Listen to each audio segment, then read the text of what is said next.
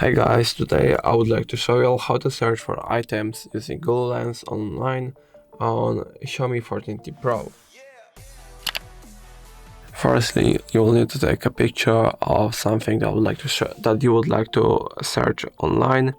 It can also be just a screenshot of something. Now, after you took the photo, go into Photos, Google Photos.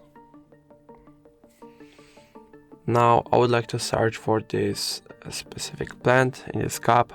So after you tap on the picture, just tap on lens, and as you can see, the results are pretty accurate. And yeah, that's going to be all. If I helped you, please leave a like and subscribe, and if you have any more questions, let us know in the comments.